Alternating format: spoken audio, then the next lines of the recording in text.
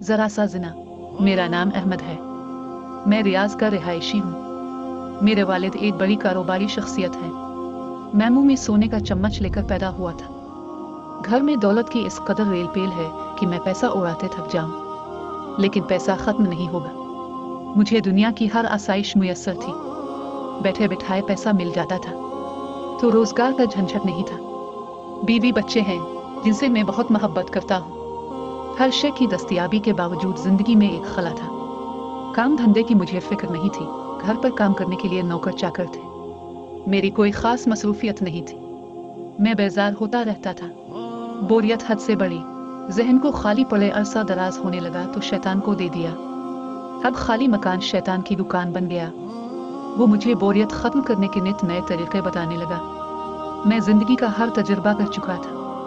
अब मैं किसी नई मसरूफियत की तलाश में था कि एक दिन मेरा किरायादार शैतान कहने लगा, तुमने भरपूर जिंदगी गुजारी है, हर तजुर्बे का मजा चखा है, लेकिन खुदा की हराम करदा अशिया से तुम हमेशा दूर रहे हो।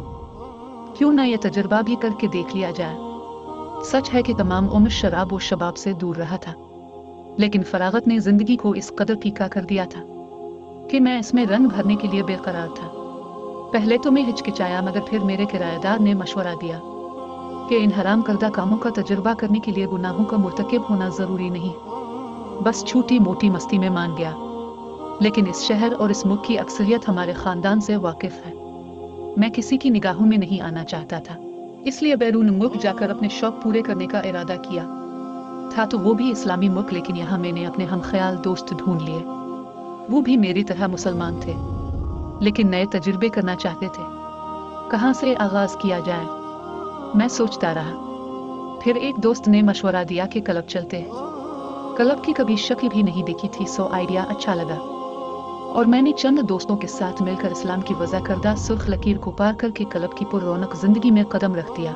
ये वो सुर्ख लकीर थी जिसकी इस तरफ शैतानी कुव्वतों की हुक्मरानी थी। मैं रब के हलाल, तैयब और जायज से निकलकर हराम, नाजायज और कसीफ सल्तनत में दाखिल हो गया था। मेरा इरादा बस छोटे मोटे एडवेंचर करने का था। गुनाह कबीरा से दूर रहना है, ये मेरा पुख्ता इरादा था। मैं तो बस बोरियत खत्म करने के लिए कोई सरगर्मी ढूंढ रहा था। हम क्लब गए। पहले पहल हिचकिचाहट हुई, एहसास जुर्म था। खुदा के बंदे, ये कहाँ आ गए तुम? दिल ने पूछा तो दिमाग ने तौजीह घड़ी के गुनाह करने थोड़ी ना आया हूँ, बस बैठा ही तो हूँ। ठीक है। फिर शराब का दौर चला। सब ने शराब उड़ाई, लेकिन मैंने इससे मुंह फेर लिया। मैं मुतमईन था कि मैंने बस इस जिंदगी को देखना है, थोड़ी बहुत मस्ती करनी है और वापस अपनी दुनिया में लौट जाना है। जुए का दौर चलता तो मैं इस पर भी लानत भेज देता। मैं दोस्तों के साथ जाता और वहां बैठकर आंखों को इस दुनिया के नज़ारे दिल में उतारने की इजाजत देता। फिर वो वक्त भी आया कि न क्लब से कराहत महसूस हुई, न शराब से दिल खराब हुआ और न जुआ अजनबी लगा। इन गुनाहों से मैं अब भी इज्तिनाब ही करता था, लेकिन दिल और दिमाग में यह माहौल ऐसा बस गया था कि अब गुनाह ही नहीं लगते थे। मेरी आंखें, कान, दिल और दिमाग उन हराम अशिया के लिए बेहिस हो गए थे। दिल कराहत महसूस नहीं करता था, रूह बेसिको नहीं होती थी। शराब कबाब के साथ शबाब का वक्त भी आता था। मैं राजी था कि मैं किसी गुनाह का मुर्तकिब नहीं हुआ, मैं बस छोटे मोटे तजुर्बात ही तो कर रहा हूँ। खूबसूरत दोशीज़ाएं हमारा दिल लुभाने को आती। पहले फ्लर्ट होता, मैं भी खुशू खुजू से अपना हिस्सा डालता था। फिर चंद नौजवान उन दोशीज़ाओं की जुल्फों में उलझते और कमरे में जाकर दरवाजे बंद कर लेते। मैंने हराम दरवाजे खोले जरूर थे, लेकिन इन गुनाहों से खुद को दूर ही रखा था। काफी दिन ये सिलसिला फ्लर्ट तक महदूद रहा, मगर आखिर कब तक? जिस रास्ते पर आप एक बार कदम रखते हैं, फिर उसकी मंजिल तक पहुंचने से पहले चाकर भी वापस नहीं पलटा जाता। मैंने फ्लर्ट की सूरत में जिना की जानिब जाते रास्ते पर कदम रख दिया था। मैं जानता था कि एक दिन मंजिल की जुस्तजू मुझे खुदा से बेगाना कर देगी, लेकिन मेरा दिमाग इस सोच को रद्द करता रहा। जहन तावीलात घड़ता कि मैं दूसरे लड़कों की तरह कोई अमली गुनाह नहीं कर रहा, मैं उनसे बेहतर हूँ। अगर वो जिना कर सकते हैं तो मैं तो बस फ्लर्ट ही कर रहा हूँ। चंद बातों से क्या फर्क पड़ेगा, बातें ही तो हैं। आंखों ने जिना किया, कानों ने जिना किया, जुबान ने भी अपना हिस्सा डाला था। और एक दिन हार्मोन्स का नशा कोहर बनकर मेरे दिमाग पर छाया और मेरे सोचने समझने की सलाहियतें मदूम हो गई। मेरा दोस्त, मेरा रफीक, मेरा ईमान मुझे तन्हा छोड़ गया। होश आया तो खुद को बंद कमरे में पाया। कोहर छूट गया था। ज़हन जागा तो मेरा ईमान भी वापस आ गया। खुद को देखा, बंद कमरे को देखा और मेरे हल्क से एक खतरनाक चीख निकली। मैं दीवानावार इस कमरे से बाहर भागा। सीढ़ियां उतरते हुए मैं अपने गालों पर थप्पड़ मार रहा था। होटल के दरवाजे पर मेरा दोस्त खड़ा था। इसने मुझे रोक लिया और पूछा क्या हुआ। मैंने दहाई दी कि मैंने जिना किया है। मेरा दिल कतरा कतरा पिघल रहा था। मेरा दोस्त मुस्कुराया तो उसकी वहशियाना मुस्कुराहट मेरे सीने में खंजर बनकर उतर गई। फिर उसने शराब की एक बोतल मेरे सामने की और कहने लगा, ये पी लो, सारा गम और परेशानी खत्म हो जाएगी। मैं होनकुहे की तरह इसे देखता रहा। सारा खेल मुझे समझ आने लगा था। वो शिकारी था और वो मेरे ईमान का शिकार कर चुका था। वो धंधा करता था, पैसे ऐंठने के लिए लोगों को सिरान मुस्तकीम के अतराफ मौजूद हराम कमरों के पर्दे उठा उठा कर दिखाता था। इससे पैसे चाहिए थे तो मुझसे मेरा माल और दौलत ले लेता, लेकिन इस कमबख्त ने मुझसे मेरा ईमान छीन लिया। मैंने इसकी बोतल परे धकेली। मुझसे जन्नती औरत छीन कर अब जन्नत की शराब से भी महरूम करना चाहते हो। मैं ज़ारो कतार रोने लगा था और फिर मैं होटल से बाहर आ गया। मैं ऊपर को जाती सिरात मुस्तकीम से नीचे गिरा था। इस जोर से नीचे गिरा था कि मेरे पूर से गम रस रहा था। मेरी आंखें पानी और दिल खून के आंसू रू रहा था। मैंने जिना किया है। ना तुम अपना घर छोड़कर यहाँ आते, ना इस गुनाह के मुर्तकिब होते। खुदा ने तुम्हें हर नेमत से नवाजा था और तुमने खूब शुक्र अदा किया। वो दिमाग जो मुझे दलाइल दे देकर इस अमल के लिए मनाता था, अब वो मुझसे खाइफ था। वो मुझसे कराहत खा रहा था। मुझे अपने वजूद से गेन आने लगी। मेरा दिल चाहा कि काश मेरा कभी कोई वजूद ना होता। मैं दिन रात सड़कों पर आवारा फिरता रहा। मुझे लगा जैसे मैं बेघर हूँ, मेरा कोई ठिकाना नहीं है। मैं अपना घर, अपना मुल्क छोड़कर गुनाहों की लज्जत के लिए ही तो परदेस आया था। मेरे गुनाह का कोई गवाह नहीं था सिवाय खुदा के। जिन अमाल का गवाह नहीं होता उनका गवाह खुदा होता है। सारा दिन मुझे यकमुश्त याद आ गया था। खुदा का बंदे से शिकवा याद आया कि मेरा बंदा गुनाह करते हुए सबसे डरता है, लेकिन मुझसे नहीं डरता, जबकि मैं हर वक्त इसके साथ मौजूद हूँ। याद आया कि जानी मोमिन रहते हुए जिना नहीं कर सकता। हाय मेरा ईमान। याद आया कि खुदा गैरत खाता है कि मर्द औरत जिना करे। मैंने सबसे हया की, मगर मुझे खुदा से हया ना आए। मेरे फरिश्ते मेरे गुनाह के ताफुन से मुझे छोड़कर पीछे आए गए होंगे। हाय मेरी तबाही। मुझ पर बेखुदी तारीफ हो जाती और मैं थप्पड़ मार मार कर अपना चेहरा सुर्ख कर लेता था। मुझे खुद से नफरत सी होने लगी थी। मेरा दिल चाहता था मैं अपना जिस्म नोच नोच कर अपनी जान ले लूं।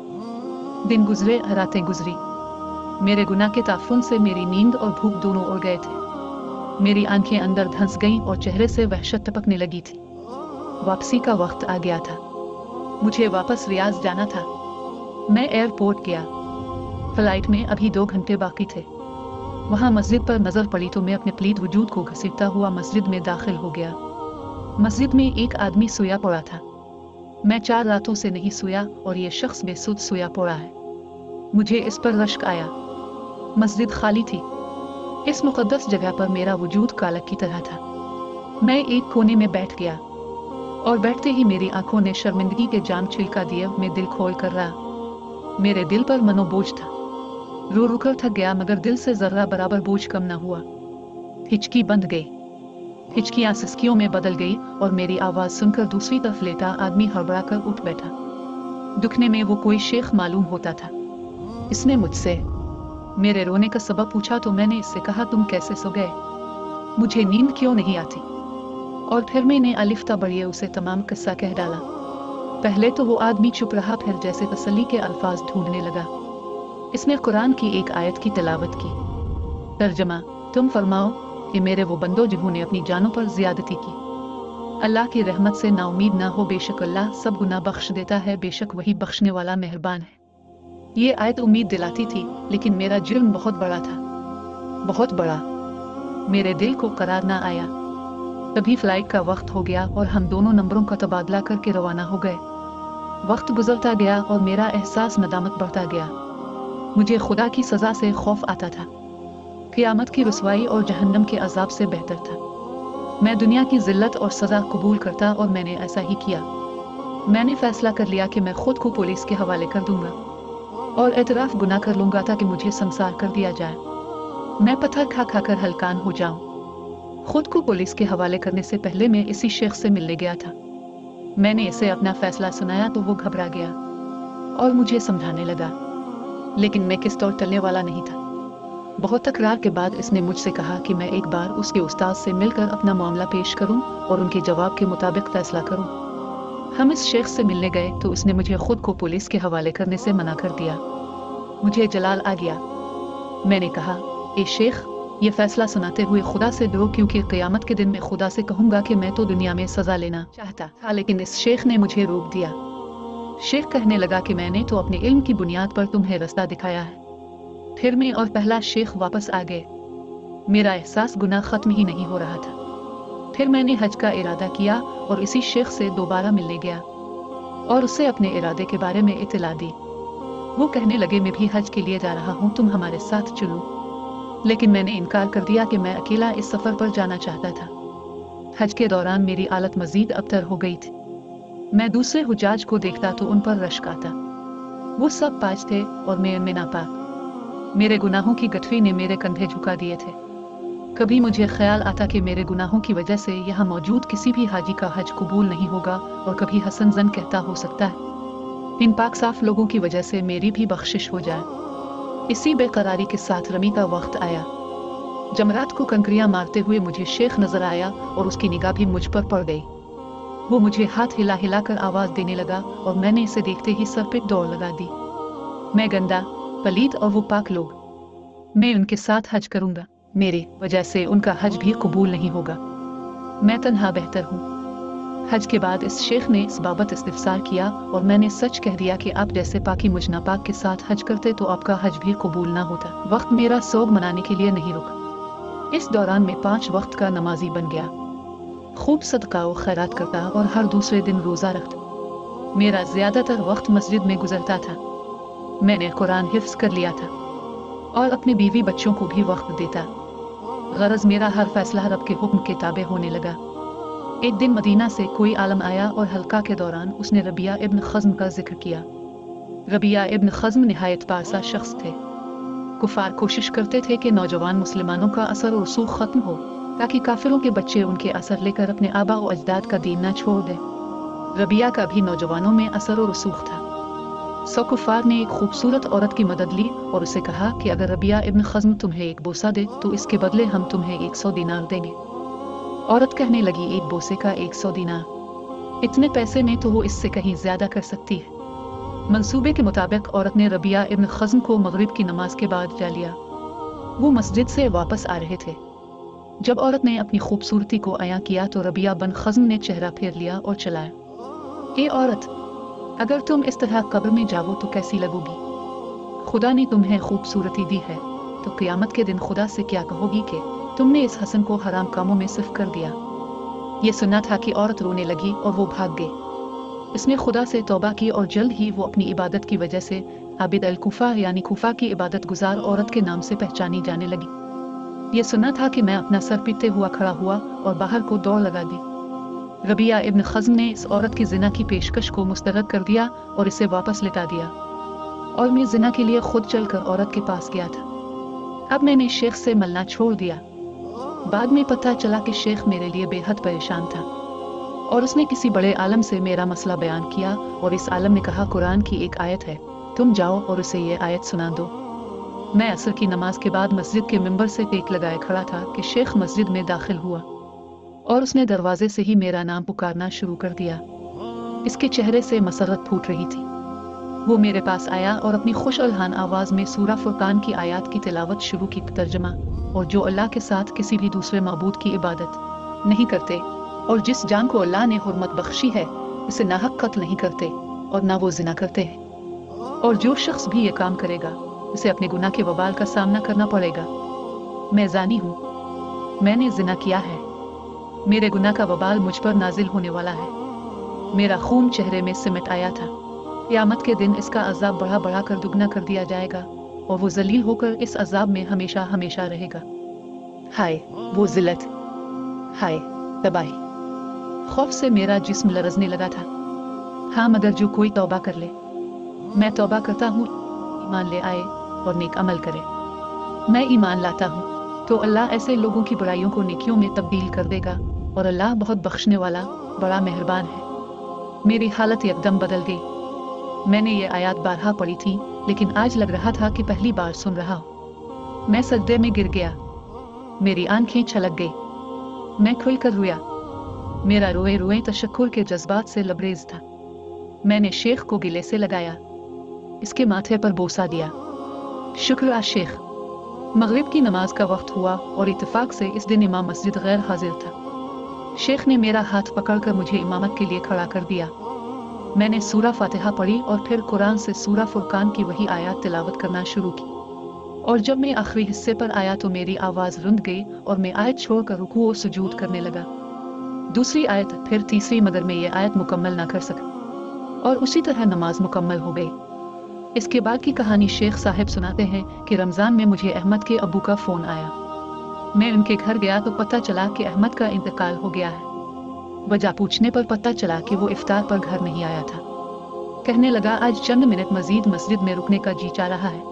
इफ्तार के बाद काफ़ी देर तक जब वो वापस नहीं आया तो इसका भाई इसे बुलाने मस्जिद गया और रोता हुआ वापस आया कि अहमद बात का जवाब नहीं दे रहा। अहमद के अबू मस्जिद गए तो हमेशा की तरह अहमद मिंबर की सीढ़ियों पर टेक लगाए बैठा था। इसने बमुश्किल कहा कि शेख को मेरा सलाम देना और यकदम उसकी आवाज़ बदल गई। आवाज़ बुलंद हुई और उसके मुंह से मोतियों की तरह शफाफ अल्फाज निकले। और जो अल्लाह के साथ किसी भी दूसरे माबूद की इबादत नहीं करते और जिस जान को अल्लाह ने हुर्मत बख्शी है इसे नाहक कत्ल नहीं करते और ना वो जिना करते हैं। और जो शख्स भी ये काम करेगा उसे अपने गुनाह के वबाल का सामना करना पड़ेगा।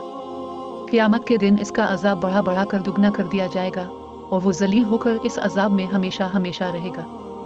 हाँ, मगर जो कोई तौबा कर ले, ईमान ले आए और नेक अमल करे तो अल्लाह ऐसे लोगों की बुराइयों को नेकियों में तब्दील कर देगा और अल्लाह बहुत बख्शने वाला बड़ा मेहरबान है। आयत मुकम्मल होते ही रूह ने जिस्म का साथ छोड़ दिया और वो अपने रब से मुलाकात के लिए रवाना हो गया।